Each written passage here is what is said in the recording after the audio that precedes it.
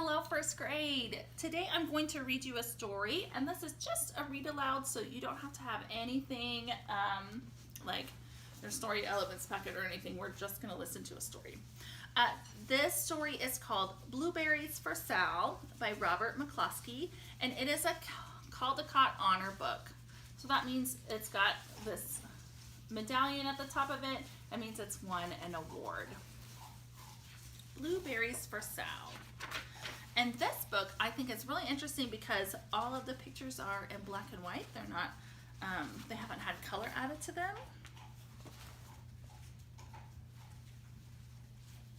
So you have to use your imagination as to what you think it would look like with color. Here's our title page, Blueberries for Sal by Robert McCloskey. And you can see that it just says by, which means he has written the words, he's the author, and he's also drawn the pictures. So he illustrated it also.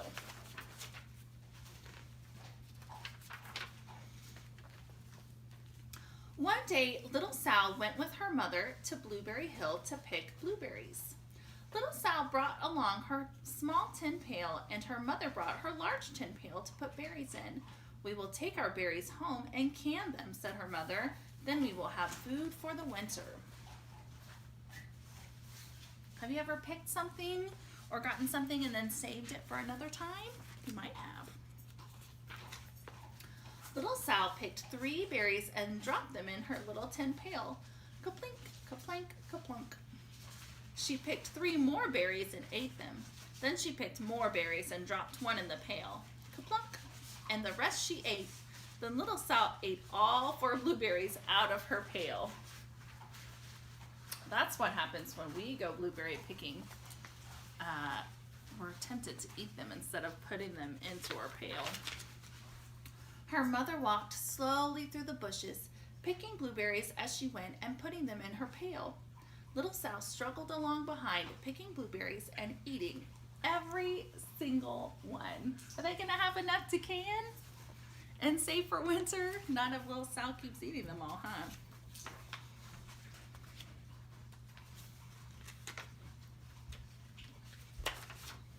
Little Sal hurried ahead and dropped a blueberry in her mother's pail. It didn't sound kaplink because the bottom of the pail was already covered with berries. She reached down inside to get her berry back, though she really didn't mean to. She pulled out a large handful because there were so many blueberries right up close to the one she had put in. She likes those blueberries, doesn't she? Her mother stopped picking and said, "Now, Sal, you run along and pick your own berries.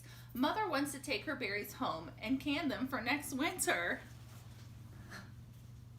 Oh, little Sal, eating all the blueberries.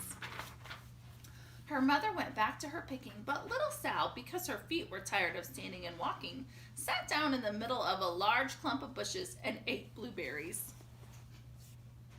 She's going to be full by the time she finishes, huh?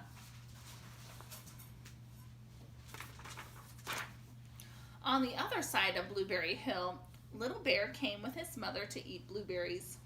"Little Bear," she said, "eat lots of berries and grow big and fat. We must store up food for the long, cold winter."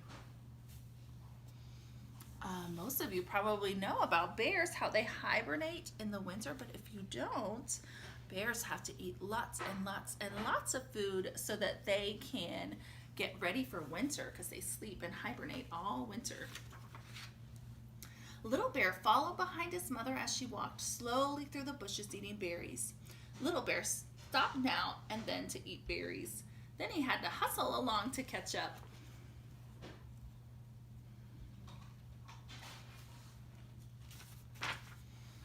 Because his feet were tired of hustling, he picked out a large clump of bushes and sat down right in the middle and ate blueberries. They're kind of the same, this little Sal and this little bear, aren't they? She's doing the same thing. Over on the other side of the hill, little Sal ate all the berries she could reach from where she was sitting. Then she started out to find her mother.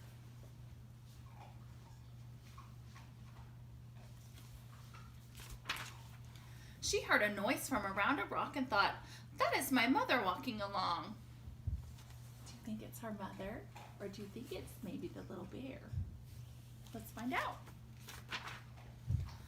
But it was a mother crow and her children, and they stopped eating berries and flew away, saying, "Caw, caw, caw." Then she heard another noise in the bushes and thought, "That is surely my mother, and I will go that way."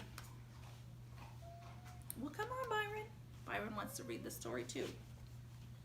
This is Byron. This is my old cat. Byron, you want to read to the kids? Sit down. So it wasn't the bear, was it? It was some birds.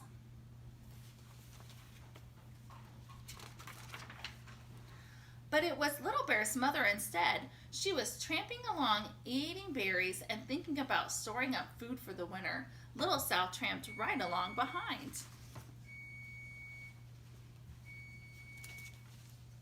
She's like a little bear, isn't she? I would be scared if I saw a big mother bear. By this time, Little Bear had eaten all the berries he could reach without moving from his clump of bushes. Then he hustled off to catch up with his mother. He hunted and hunted, but his mother was nowhere to be seen. He heard a noise from over a stump and thought, "That is my mother walking along."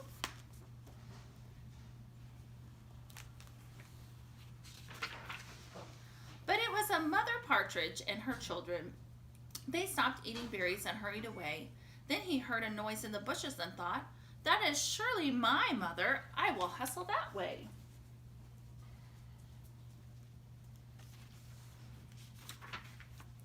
But it was Little Sal's mother instead. She was walking along, picking berries and thinking about canning them for next winter. Little Bear hustled right along. So they switched moms, didn't they? Little Bear and Little Sal's mother and Little Sal and Little Bear's Little Bear and Little Sal's mother and Little Sal and Little Bear's mother were all mixed up with each other among the blueberries on Blueberry Hill. Miss Hooker was mixed up too, huh?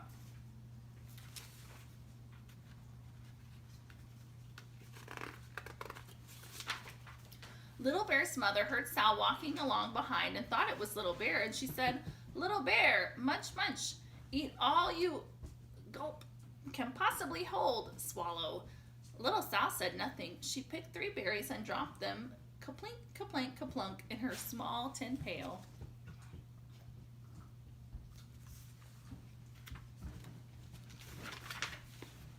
Little Bear's mother turned around to see what on earth could make a noise like kaplunk. "Woo!" she cried, choking on a mouthful of berries.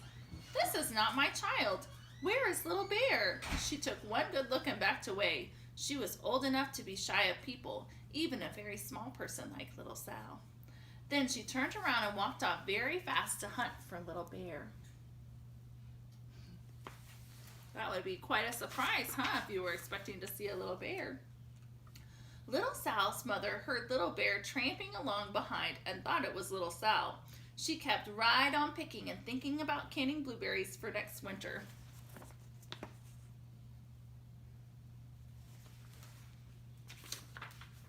Little Bear padded up and peeked into her pail. Of course, he only wanted to taste a few of what was inside, but there were so many and they were so close together that he tasted a tremendous mouthful by mistake. "Now, Sal," said Little Sal's mother without turning around, "you run along and pick your own berries. Mother wants to can these for next winter." Little Bear tasted another tremendous mouthful and almost spilled the entire pail of blueberries. This little bear's just hungry, huh? Little Sal's mother turned around and gasped, "My goodness, you are not Little Sal. Where is my child?" Little Bear just sat munching and swallowing and licking his lips. Little Sal's mother slowly backed away. She was old enough to be shy of bears, even very small bears like Little Bear. Then she turned and walked away quickly to look for Little Sal.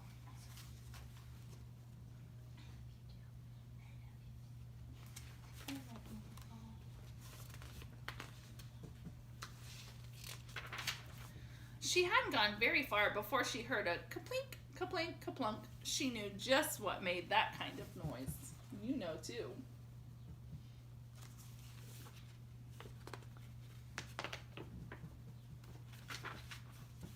Little Bear's mother had not hunted very long before she heard a hustling sound that stopped now and then to munch and swallow. She knew just what made that kind of noise.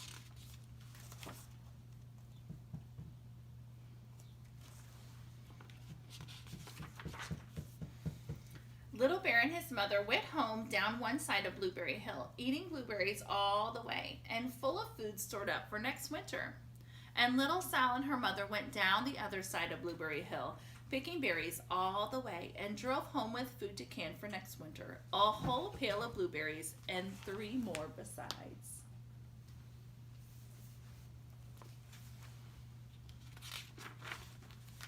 And there they are, canning those blueberries so they can have them over winter. The end. And that was Blueberries for Sal by Robert McCloskey. Thanks for joining Byron and I on this Read Aloud today.